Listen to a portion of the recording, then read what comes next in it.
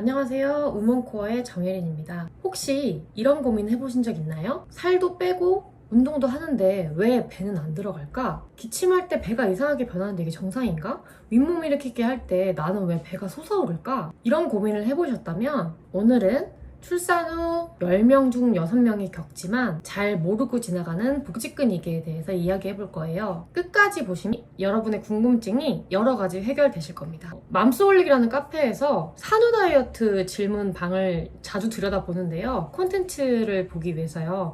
그거 말고도 이제 스레드에 올라오는 글들을 보면 엄마들이 많이 고민을 하세요. 다이어트를 했는데도 여전히 배가 나와 있어요. 출산 후 4년이 지났는데 아직도 임신 한 5개월 한 배 같아요. 이런 고민들을 많이 보거든요. 허리가 아프시거나 무릎이 아파서 이게 복직근육이랑 연관이 있는지 궁금해하시는 분들도 많습니다. 이런 증상들 같은 경우에는 단순히 지방이나 뱃살이 아닐 수 있어요. 바로 복직근이기 때문에 가능성이 높거든요. 제가 출산을 했었던 2015년도에는 복직근육에 대한 키워드가 아예 없었어요. 근데 최근 몇 년간 복직근육에 대한 관심이 급증하고 있어요. 그런데 정확한 정보를 찾기가 쉽지가 않습니다. 먼저 복직근육가 뭔지 한번 알아볼게요. 복직근육에는 식스팩, 우리가 흔히 말하는 배에 딱 박혀있는 그 근육 있죠? 그게 이제 배 때문에 안 보이시니까 나는 없다라고 생각하시는 분들 많은데요. 실제로 내 안에 지방 밑에는 근육이 다 있습니다. 누구나 있어요. 좌우 두 개의 띠같이 이렇게 되어 있고요. 가운데에 백선이라는 근육이 하나 있는데요. 이렇게 있었던 근육이 양옆으로 늘어나면서 작았던 백선이 이렇게 2.7cm에서 최대 3, 4cm까지 늘어나게 됩니다. 이거를 복직근육이라고 해요. 아무래도 임신 35주차가 되면 만삭이 되면서 배가 많이 나오고 아기가 커지게 되겠죠. 우리 배 둘레가 늘어나면서 자연스럽게 복직근도 같이 벌어지는 건데요. 여기서 중요한 건 복직근육이라는 것이 임신 후 35주차 만삭을 겪은 모든 여성들에겐 자연스러운 현상이라는 거예요. 복직근육이 있다고 해서 나만 이상한 게 아니다 라고 생각하시면 됩니다. 출산하셨다고 해서 바로 내 몸이 원래대로 돌아오진 않아요. 그래서 출산 후 6개월에는 60% 정도 회복이 되시고 출산 1년 후에도 37%의 여성분들이 남아 있습니다. 그래서 출산 1년 후에 복직근육이 남아있으면 회복이 안 되느냐? 그렇지 않습니다. 회복이 가능하세요. 9개월 동안 점진적으로 몸이 늘어났기 때문에 이것에 대한 회복할 시간이 아무래도 필요하겠죠. 우리가 40주를 아이를 임신을 했다면 또 회복하는 데는 40주.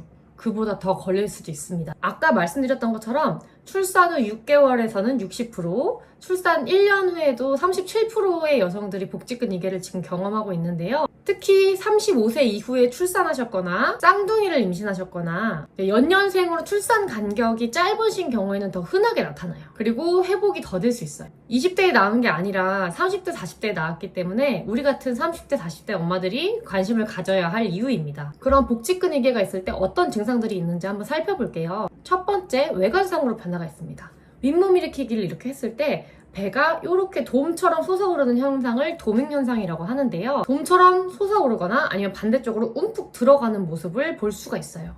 배가 평평하지 않고 솟아오르거나 밑으로 꺼지는 거죠. 또 기능적인 문제가 있습니다. 아이를 안거나 무거운 것을 갑자기 들었을 때 허리가 아프시거나 평소에도 요통이 계속 있으실 수가 있어요. 무거운 거 물건 들 때 예전보다 훨씬 더 숨이 차고 힘들다 이렇게 느껴지실 수도 있어요. 또 골반 관련 증상이 나타나시는 분들이 많아요. 특히 이제 요실금, 아기를 낳은 후에 요실금에 걸리시는 여성분들이 많으신데요. 기침할 때 소변이 새는 것 같은 느낌이 드시거나 골반 주변이 무겁고 묵직한 느낌이 드신다거나 복부 코어와 골반저 근육이 연결되어 있기 때문에 일어나는 일입니다. 또 흔한 오해들이 있는데요. 제가 4가지만 이야기해 볼게요. 첫 번째 오해. 복직근육에는 무조건 수술해야 된다. 복직근육에서 수술이 진짜로 필요하신 분들은 5% 정도밖에 되지 않습니다. 실제로 배가 백선이 완전히 찢어져서 복직근과 복직근이 분리되신 경우는 꼭 수술을 하셔야 돼요. 근데 미용상의 문제만으로 복직근 이개를 수술한다?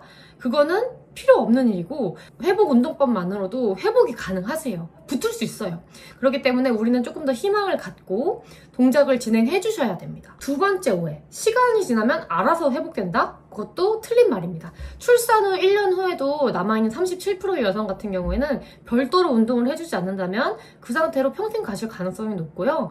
50대, 60대 근감소증이 왔을 때 허리나 무릎에 큰 영향을 받으실 수가 있어요. 실제로 복직근육에 운동기 자체는 통증을 일으키진 않지만 코어가 약해짐으로 인해서 점점 더 뼈가 무너져 내리고 관절을 잘못 사용하면서 무릎과 허리, 손목에 통증이 나타날 수 있습니다. 오해 세 번째, 살을 빼면 해결된다? 띠디 그렇지 않습니다. 물론 복부의 둘레를 줄여주는데 복부 지방을 줄이면 조금 더 효과적일 수 있어요. 그렇지만 우리가 살만 뺀다고 해서 복직근이 이게 움직여지지 않습니다. 식단만으로는 절대 해결이 되지 않고요.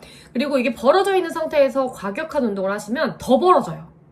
그래서 오해 네 번째, 복직근 이개를 회복하려면 윗몸 일으키기를 많이 하면 된다? 떼댕. 더 벌어지거나 탈장이 일어날 수 있습니다. 심한 경우에는 호흡 곤란이 오기도 해요. 그래서 이럴 때는 오히려 복직근 이개를 악화시킬 수 있기 때문에 윗몸 일으키기 하시기 전에 꼭 회복 운동 먼저 해주셔야 돼요. 그러면 복직근 이개가 병일까요? 아니면 과학적인 자연스러운 변화일까요? 이게 가장 중요한 질문인데요. 최근에는 의학적인 관점이 많이 바뀌었습니다. 초반에는 복직근 이개를 병으로 보는 케이스가 많았거든요. 혹은 뭐 이상한 걸로 봤다면 지금은 만삭으로 인해서 자연스럽게 생기는 일로 받아들여지고 있어요. 중요한 건 단순히 근육이 벌어지고 모아지고가 아니라 잘 기능하고 있느냐. 우리가 복직근이 가로로 벌어져 있지만 원래 이 조직은 윗몸을 구부리거나 펴주는 세로로 움직이는 근육이거든요. 그렇기 때문에 이 근육이 벌어져 있으면 아무래도 잘 수행할 수가 없겠죠, 동작을. 복직근이 2.5cm 이상 벌어져 있더라도 복압을 잘 조절할 수 있고 일상생활에 불편함이 없다면 굳이 적극적으로 치료를 권장하진 않아요. 하지만 내가 미용상의 문제로 혹은 허리가 아프거나 무릎이 아프시다면 복직근 이개는 꼭 해결해야 할 문제입니다. 코어 불안정으로 인해서 골반이 예전보다 더 많이 틀어지셨거나 척추에 문제가 생긴 경우, 이런 경우에는 뭐 통증이 없더라도 척추 충만이 생기시거나 내려앉으시는 경우들이 있거든요. 이럴 때는 꼭 복직근 이개를 회복하셔서 코어를 잡아주시는 게 좋겠죠. 그럼 복직근 이개는 어떻게 관리해야 할까요? 1단계 호흡부터 시작하셔야 돼요. 제가 호흡 관련 영상을 띄워왔으니 지금 한번 잠깐 보실까요? 손을 쇄골 밑에 하나, 배꼽 밑에 하나 두시고 그 상태에서 호흡을 깊게 마셔줍니다. 마실 만큼 마셨으면 그때부터 5초간 참기.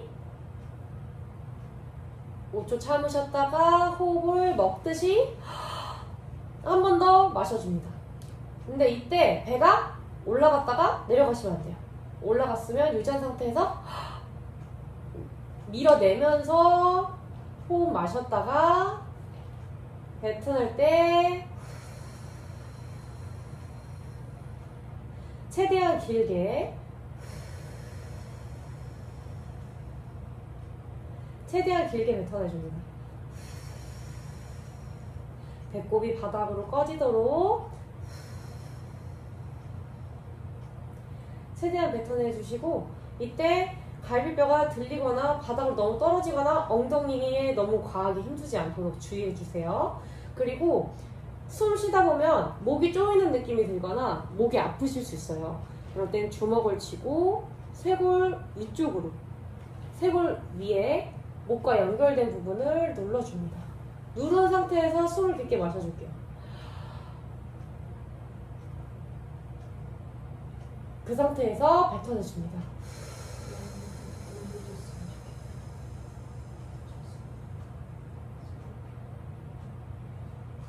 이렇게 10번씩 진행해주세요. 가장 기본은 올바른 호흡법이에요. 깊고 천천히 하는 복식 호흡은 코어를 깨워주는 가장 좋은 운동이 됩니다. 날숨을 길게 내쉴 때 배를 살짝 안쪽으로 잡아당기는 느낌으로 호흡해보세요. 또 두 번째, 일상 속의 동작들을 개선하는 겁니다. 예를 들어서 바닥에 있는 물건을 짚을 때 그냥 바로 허리를 숙여서 들어 올렸다면 아기를 안을 때도 무릎을 굽힌 상태에서 아기를 안고 일어나시는 거예요.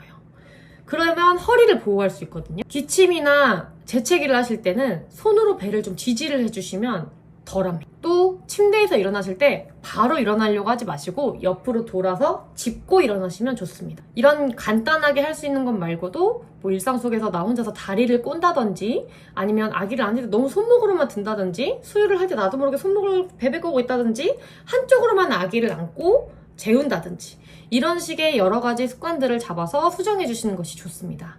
그리고 세 번째, 전문가의 도움을 받으시는 겁니다. 산후운동 전문가의 도움을 받으세요. 개인의 상태에 맞춰서 안전하게 운동을 배우실 수 있기 때문에 산후운동 전문가에게 운동을 배우시는 걸 꼭 추천드립니다. 오늘은 복직근육에 대해서 배워봤는데요. 복직근육에는 이상한 몸의 문제가 아니라 출산을 경험한 여성이라면 누구나 겪을 수 있는 자연스러운 일이에요. 중요한 건 세 가지. 첫째, 조급해하지. 둘째, 올바른 정보로 관리할 것. 셋째, 내 몸을 사랑하고 존중할 것. 우리 새 생명을 품고 키워낸 여러분의 몸은 모두 대단합니다. 복직근육에 말고도 여러 가지 삶의 변화가 있으셨죠. 이 모든 변화들이 출산하고 아이를 만나는 소중한 과정의 흔적들이니까요. 그러니까 너무 주눅드시거나 고민하지 마시고 운동으로 충분히 해결될 수 있다는 희망 품고 가셨으면 좋겠습니다. 오늘 영상이 도움되셨다면 구독과 좋아요 부탁드립니다. 다음에는 복직근육의 자가진단법, 복직근육의 확인법 영상으로 찾아뵙도록 하겠습니다.